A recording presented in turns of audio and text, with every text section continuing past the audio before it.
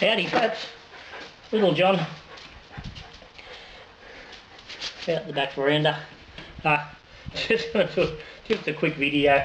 No great big topic today, but I'm just unveiling two things. Interest for some will be better than others anyway. This is the Extract Pacific Ale I brewed recently. I'll put a link up to brew day. Now,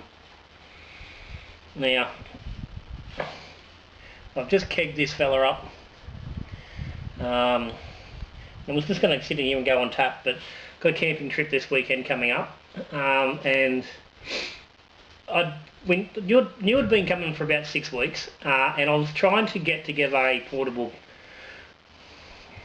keg system of some kind to take some kegs away. We're not going too far, we're only going about an hour and a half down the road. We're going with the family, the wife's sister, her hubby, her kids, the daughter, her partner, and the grandson. So there's only a couple of us that really drink. So I tossed up just taking a keg and a couple of cans. But I couldn't get hold of a regulator. I didn't really want to pull down my main keg system to take a reg, so I was tossing up getting just a small system, whether it be like a mini reg with the soda bulbs, or even potentially a soda stream connector.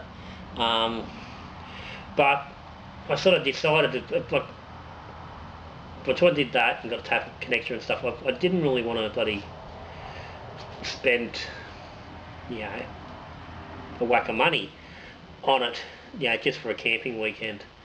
I didn't really have a really good setup as far as an esky was gone, at least I didn't think so.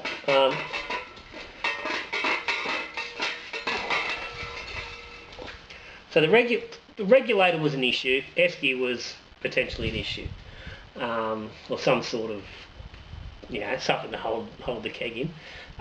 So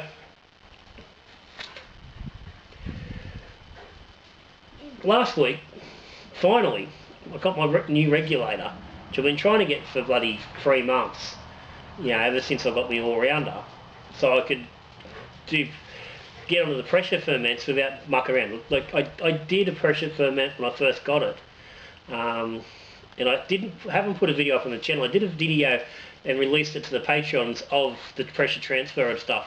But it was a lot of mucking around. I had to take the reg off the main system and carry on.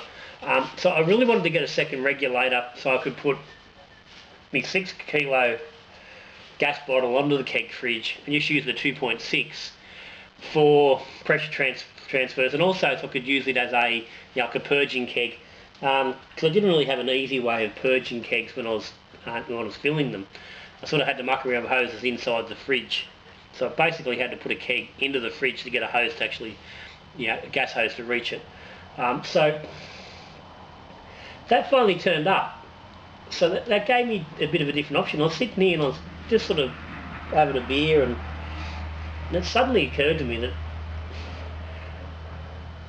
there's been an esky sitting here the whole time. It's one of those big, the only one that's actually on Little John's Brewing Facebook group will have seen the knockup, but it's one of those big barrel eskies. It's 46 litres or something like that, and it stands upright like a big can.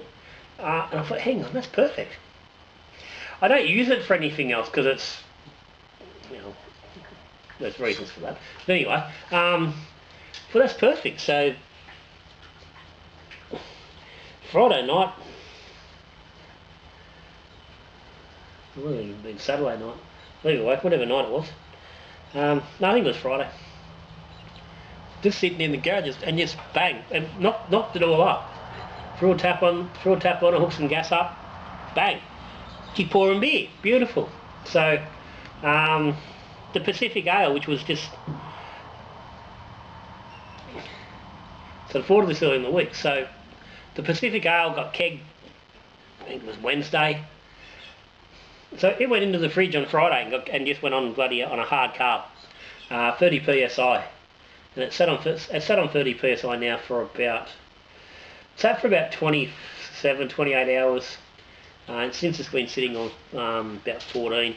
Now I don't think the regulator that's on there is exactly accurate. I think it's a little bit under, but that's the Pacific Ale. It's 5 days in the keg, and he's going camping with me. So this is much younger than I would normally be drinking me beer, but I wanted to have a bit of a see how it's going, because when I kegged it, the hops were still quite grassy.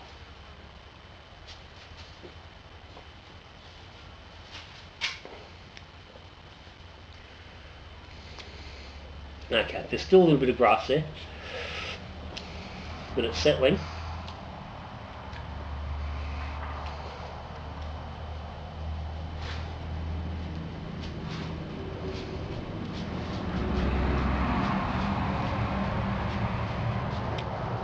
It's drinking alright. So the gas is reasonably good, so I'm pretty confident that come the weekend that's going to be drinking quite nicely for our weekend away.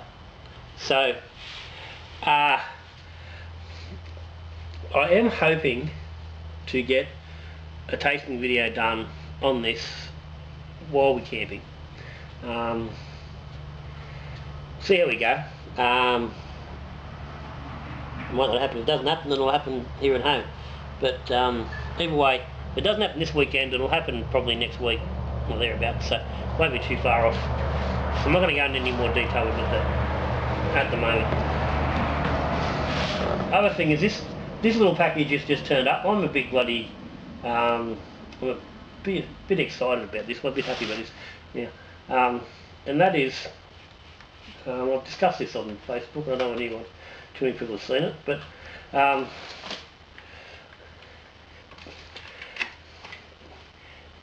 Ben Spoke Cluster 8 4-pack thereof,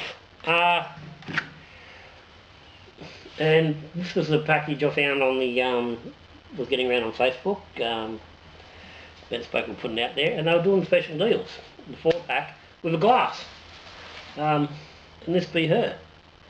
And I tell you, it's a bloody wee motherfucker of a glass.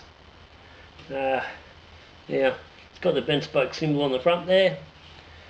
On the back here it says Ben Spoke Brewing Company, Cluster 8. It's Luigi Bormiolo.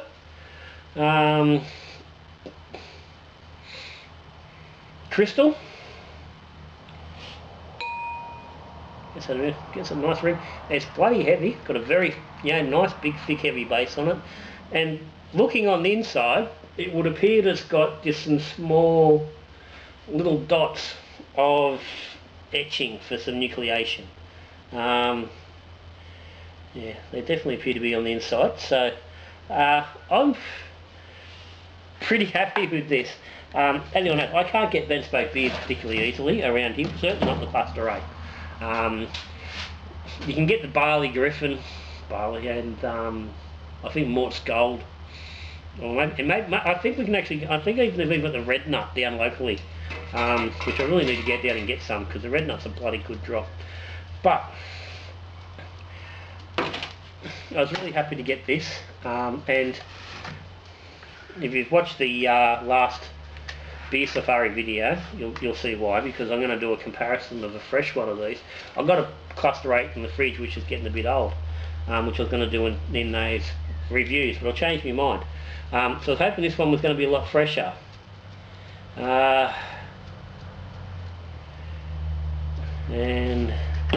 the printing on that can is dead. Let's try this one.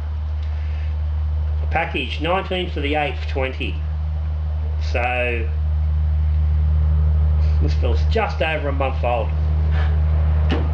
19, you can say 5 weeks old, which I think is pretty much perfect for an IPA.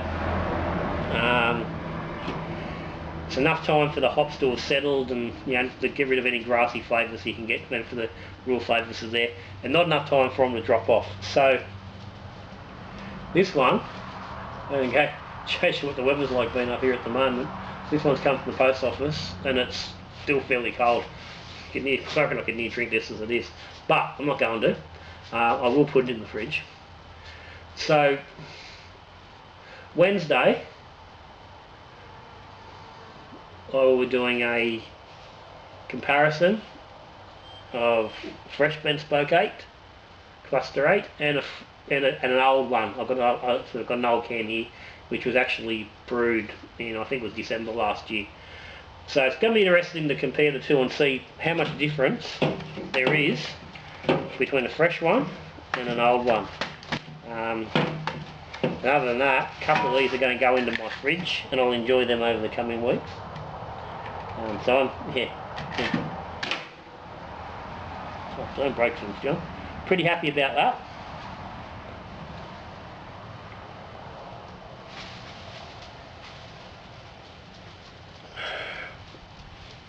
Just a quick update for Stephen Gregory, Patreon, who won the raffle recently. The yeast and hops for that brew have arrived. I think I'm just waiting on a little bit of malt to turn up, which I didn't have here. So Stephen, hopefully I'll have that in the post for you this week. I was hoping the stuff might have turned up today, but it hasn't. I've got 2 boxes today. I thought it might have been one of them, but alas, no, I was wrong. But it's not far off, and you certainly haven't been forgotten, mate. So, yeah, if you're if you're interested in what Patreon's about, and cheers to all the patrons, hit the link down the bottom. Jump on and see what it's about. It supports Little John, keeps things happening. It also makes a more direct relationship between me and the viewer, and there's things to come back to the guys. That's it. Recipe pack going out this month, so Stephen Gregory's going to get a batch of beer on me. There's going to be another hop drawer coming up soon. I've got still got a whack of hops in the fridge. And I need to really clear some space, so I'm going to do another random hop mail out. Probably won't be so much as a draw, that's just going to be, I think I'll just randomly send hops out. So, yeah, patrons, you may see some hops in your mail in the coming weeks.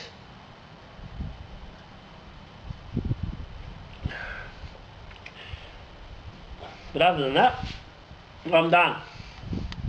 That's all I'm doing for the day. I said keep it simple. So, if you got any comments or questions, and I don't really know what you're going to comment or question about on today's video, but if you have, stick a comment down the bottom.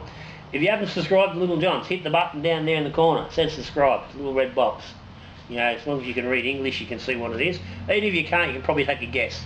There's a bell there. Ring that as well. You get notified when new videos are coming up. Come along for the ride. See what we're doing. That's it. Patreons, cheers. Links down the bottom if you want to have a look at it. But anyone who supports Little John in any way, shape or form, whether it's just watching, giving me a thumbs up, give me a like, to all of you, cheers. So I'm gone. Till I see you again, we're brewing beer, talking beer, or drinking beer. Good brewing.